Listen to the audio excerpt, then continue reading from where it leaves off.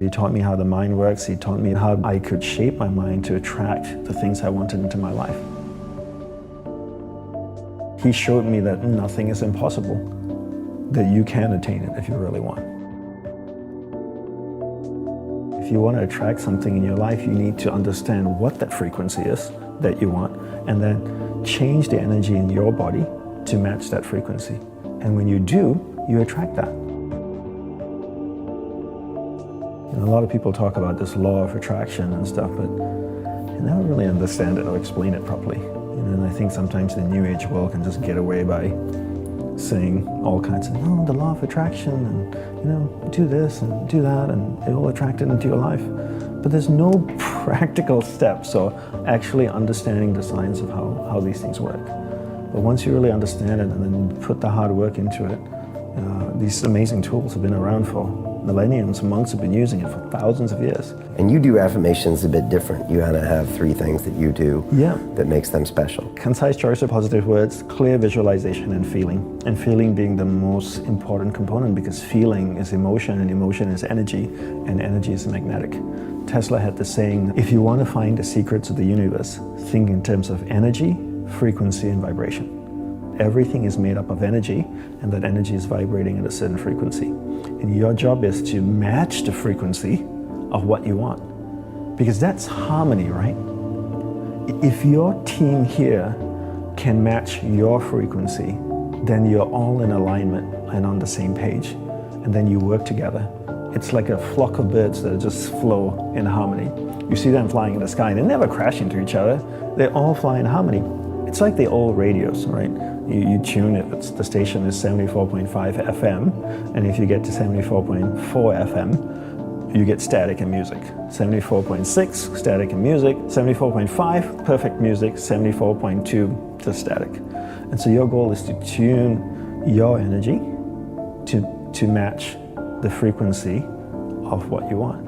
And then that's when that attraction comes. Concise positive words, clear visualization, and corresponding feeling. Right? The feeling is emotion. So when I say corresponding feeling, if you want something, you need to match the frequency of what you want. So remember what Tesla said, think in terms of energy, frequency, and vibration. So the same thing with concentration, right? Concentration is a science and an art. A science because there are clear steps that you need to take to work towards a goal, and an art because it requires repetition and practice, right?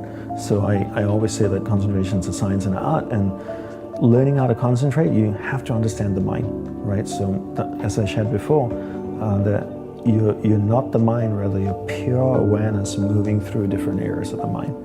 And I define concentration as my ability to keep my awareness on you for an extended period of time until I make a conscious choice to shift it to something else.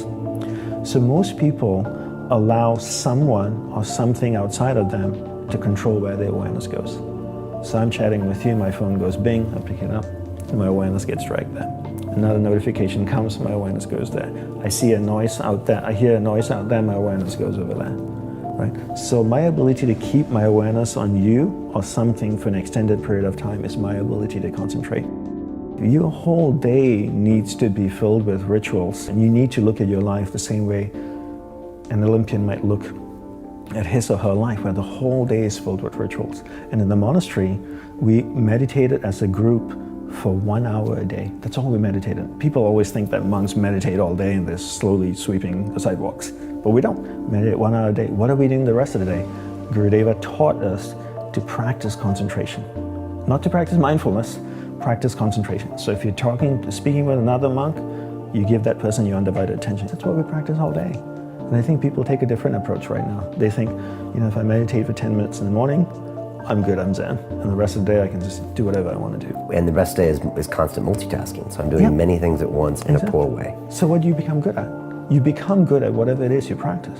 Because practice doesn't have the ability to discriminate between what's a positive practice and what's a negative practice. So if you practice something negative all the time, you become really good at it.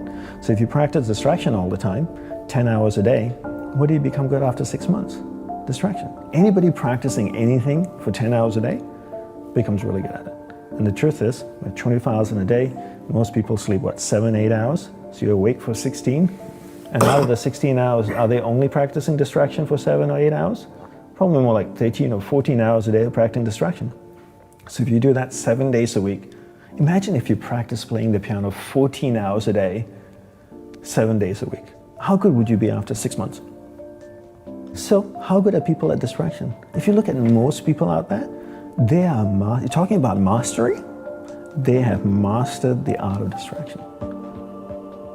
These people are to be acknowledged and respected because the dedication and devotion they have given to the art of distraction. But they don't even know that. They don't even know. That's why I really harp on understanding the mind first and then learning to concentrate. Because I feel if humanity can learn to do this, they can be better athletes, better artists, better martial artists, better singers, performers, sports people, engineers, doctors.